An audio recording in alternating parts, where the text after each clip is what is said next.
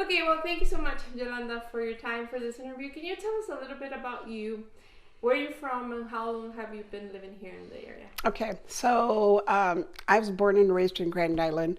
Um, so I've lived here almost my whole life. I lived for a few years out in Oregon, but other than that, Grand Island's been home to me. My parents were from Colorado and Nebraska. My dad was born in Nebraska, and my grandparents were all from Mexico.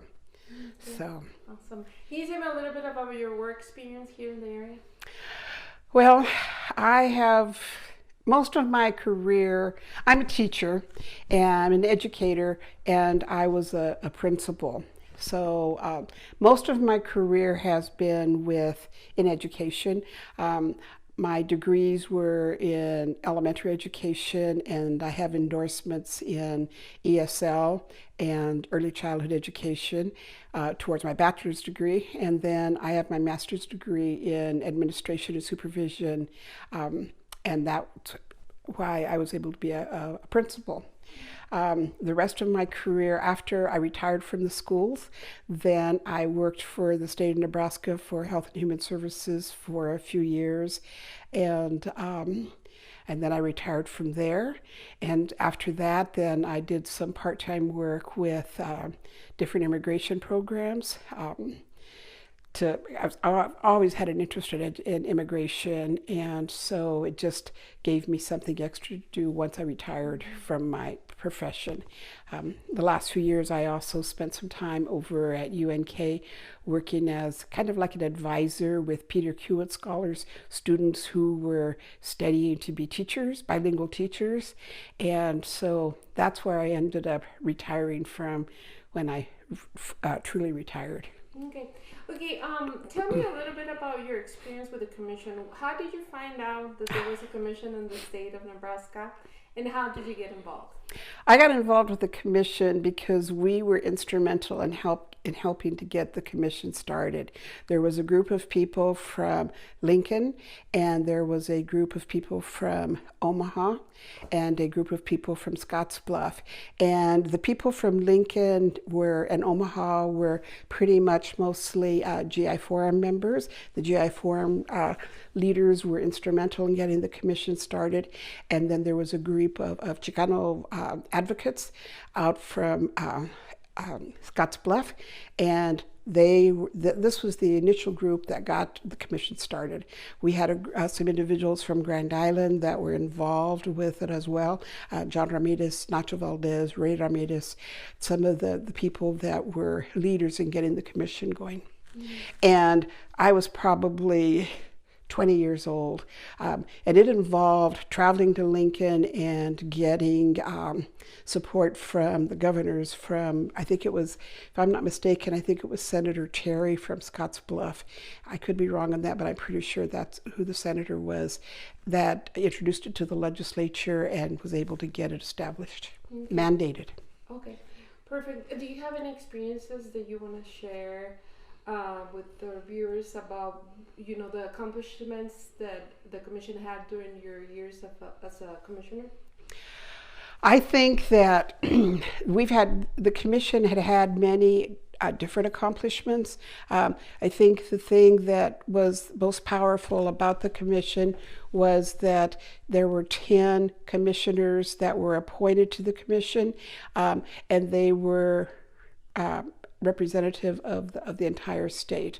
So we had commissioners from Scottsbluff, commissioners from Lincoln, from Omaha, from Grand Island, from Hastings, from Lexington, from South Sioux, from Madison, literally from all over the state. At that time, I'm not sure where that is right now, but initially and for many, many years, the commissioners were from throughout the state. And I think that's really important because everywhere is different, and there's so much difference between the metro city of Omaha compared to the smaller community of Scottsbluff and the smaller community of Lexington. And the bigger, but smaller community of Grand Island. There is so much difference between all the different communities and all the different people, especially Raza that live in those communities, that there's no way that you can generalize any one community in Nebraska as representative of the whole state.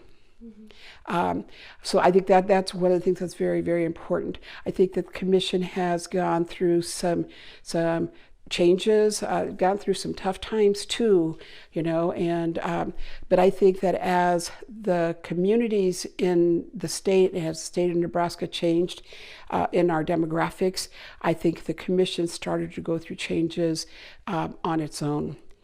We having to deal with all the communities and all the different not ethnicity, subgroups of Latinos that were in Chicano. Well, they weren't all Chicanos anymore. When we started with the commission, it was mostly Chicanos, Mexicanos that were in the state. But now, as the demographics have changed, there we have a lot of Guatemalans, a lot of Salvadorans, a lot of Cubans, we have people from all of the different Latin American countries. So I think that that is one of the major changes that the commission has seen. I know that the commission has taken part and has led at different times. There was the death of a man in Lincoln. I think if I remember correctly, his last name was Renteria, and so the commission rallied behind that. In the past, the commission has rallied behind things with education. We've had provided educational summits previously. There have been a couple of reports done by the commission, and there have been other gathering of statistics and data that we've needed to use over the years. The commission, years ago, we have Spanish tests for driver's licenses. Those are a result of work that we did with the commission 30, 40 years ago. I remember going to my very first commission meeting with my mother. She went with us because I had a newborn daughter, my first child. She was a newborn, and so my mom went with me to the meeting so that while I was in the meeting, she could take care of Rachel. So it goes back a long ways. All the things that have happened over the years are some very powerful things have happened. We've had changes in leadership several times. We've gone through, I don't even know how many governors it has gone through. It has also survived many things because over the years there were many attempts to dissolve the commission, and we're still here 50 years later. Okay, thank you, Yolanda. What message would you tell the community about what the commission represents? The commission represents our community. The commission is supposed to represent our community. There was a lot of controversy over the name of the commission. When it started out as the Mexican American Commission. And if you really think about that, the title of the commission was appropriate because most of the Latinos in the state were Mexican Americans or Chicanos. However, even though the title was Mexican American, we had representatives on that commission that were Guatemalan, were Salvadoran, were Colombian. We've had, our director was from Colombia, or Venezuela, and Cuba. We've had, so we've had a good representation of the different countries. We've had Panamanians serve on the commission, and Cubans and Puerto Ricans, and all Latinos. So the cause, the people were different. The cultures were different. The only thing that stayed the same was Mexican American. So, and I'm not saying that I disagree with the name change, because it still is maybe more reflective of the communities that it's supposed to serve and of the communities that are in the state. But the commission, when it started, was appropriately named Mexican American Commission at that time. First of all, I think it's very important to recognize the amount of work that the commissioners have done for the commission. If you look back at all of the commissioners that have served over that 50 years, there have been a large number of Latinos who have given their time to the commission and to different things that have happened in the state.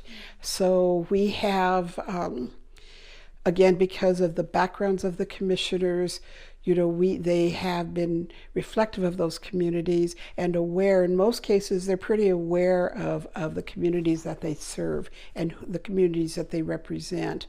So, I think first of all, we need to thank the commissioners in the past, from the past, for the struggles and the fights and the work that was done to keep the commissioner going.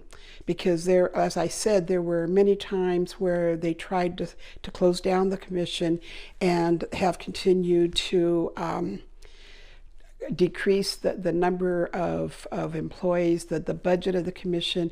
Right now we have just the one office at the state capitol and a small number of staff. But at one time, the commission had an office at the state capitol as well as an office in Scottsbluff out in western Nebraska. And it's interesting when you think that at that time, there were Latinos across the state, but the numbers were not comparable to the numbers that we have now. So now that we've had, and this has been going on for 20 years, that the demographics have changed like they have. So now with the numbers that we have of people in the state, we are having to work on a smaller budget and do more work because there's more needs, there's more people, there's more situations, and there's more changes that need to be made. So it's just kind of hard to understand how we're able to justify having just one office in Lincoln when we have the entire state, and the commission still is supposed to represent the entire state. So I think that we need to thank people for the time that they've spent with the commission and for the leadership that they've shown with the commission, and hopefully we'll get a director hired soon so that we can continue to move forward and to exist.